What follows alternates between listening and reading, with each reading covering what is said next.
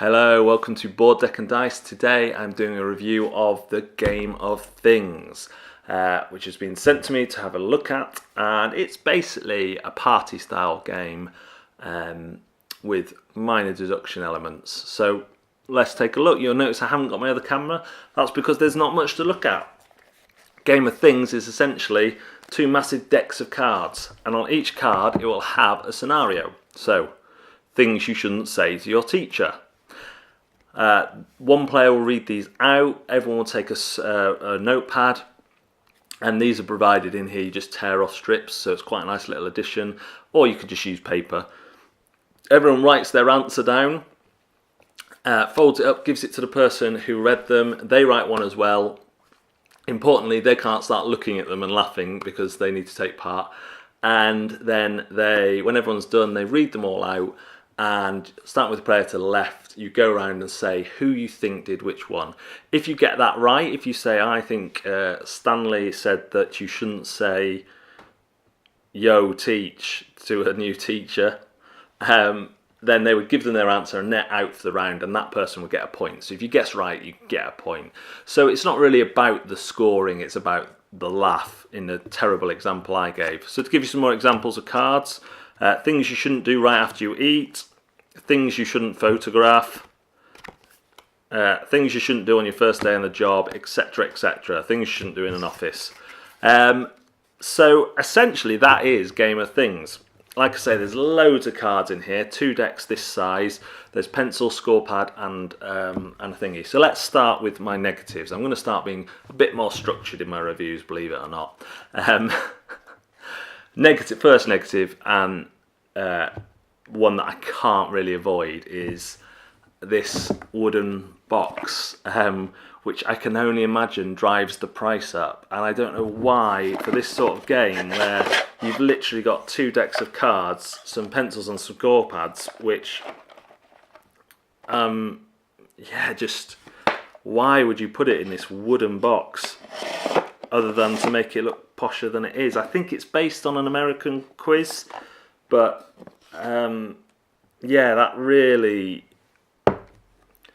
I mean, it's massive for a start. If it was in a cardboard box this size, I'd be saying, come on guys, waste of space. But the fact that it's in this massive wooden box, which must only add the value up, and to be honest, I've got Flick 'em Up, which is in a wooden box. This wooden box is not of the quality of Flick 'em Up, so I just think it's a bit embarrassing.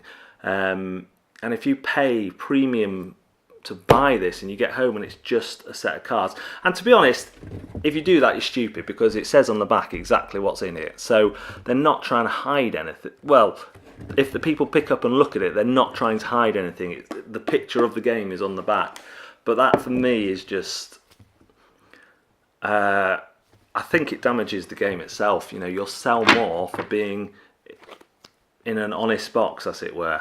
My only other slight negative is this is very much a game that you could do without buying anything. You can make up your own.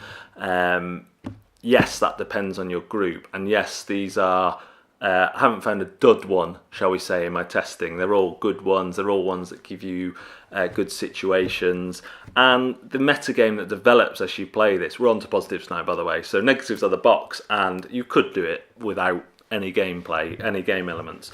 But the metagame that emerges is really quite funny. So first you have the kind of people trying to write funny things. So we had things you shouldn't do first day in your office. And because I'm hugely mature, I wrote, do a number 2 in the toilet. And after the round had finished, I did all right. No one guessed me for a while. Someone guessed me, and then on the next rounds, the next questions were ones that you could have answered, again with do a number 2 in the toilet. So I didn't, what was it, things you shouldn't do after eating, and I wrote eat, and but someone else wrote do a number 2 in the toilet, and everyone assumed it was me, and that kind of carried on throughout the game. People kept writing that to kind of take the heat off them and make people guess wrong.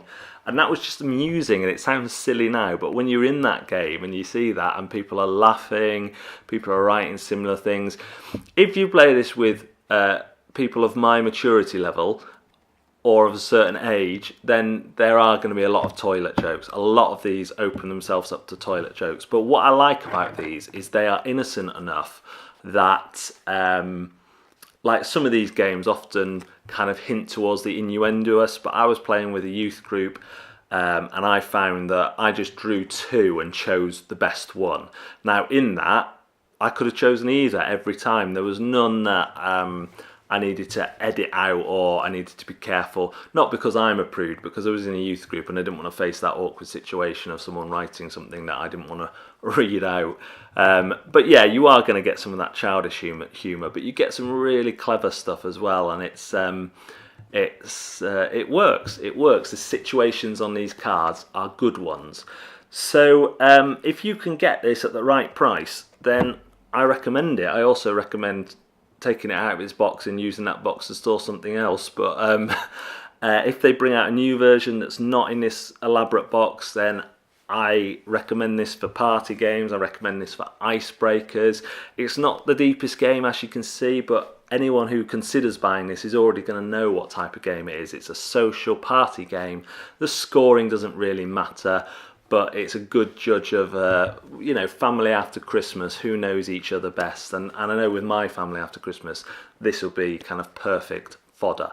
So, intimidation factor, low. Rules, easy, hardly there. And fun, a lot of fun to be had. Would I add it to my collection? Not if I had to buy it at full price with this box, but if it was just as a deck of cards, yeah, there's situations where I would play it. You can have one or multiple rounds, it can fill in the time, and if I wasn't so annoyed about the box, it's funny, isn't it? But gamers will know what I mean. Then it's a recommendation from me, as long as you can get it for the right price, or if they bring out a version that isn't packaged in this silly wooden box, because there's a lot of fun to be had there. I've been Board Deck and Dice. Thank you very much for watching, and we'll see you next time.